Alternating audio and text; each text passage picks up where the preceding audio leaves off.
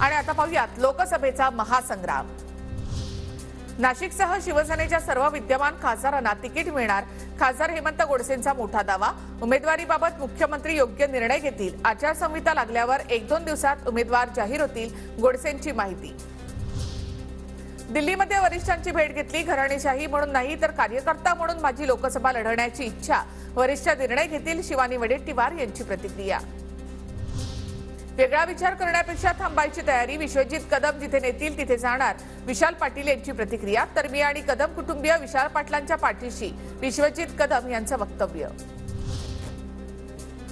राष्ट्रीय समाज पक्ष ज्यांच्या बाजूने तेच बारामतीमध्ये जिंकणार, मात्र स्वतंत्र लढण्याचीही आमची तयारी सुरू, महादेव जानकरांचं वक्तव्य। महाविकास आघाडीकडे आम्ही माढा, परभणी आणि सांगलीची जागा मागितली, शरद पवारांकडून माढ्याच्या जागेची ऑफर, महादेव जानकरांची माहिती। माझा पराभव करण्यासाठी सर्व नेते एकत्र झालेत, माझा पराभव होऊ देणार का, नवनीत राणांनी केला जनतेला सवाल। माझ्या आयुष्याची काळजी माझे विरोधक घेतात, असाही लगावला टोला। डबल महाराष्ट्र केसरी चंद्रहार पाटलांचा आज ठाकरे गटामध्ये प्रवेश, सांगलीमध्ये चंद्रहार पाटील ठाकरे गटाचे उमेदवार असण्याची शक्यता।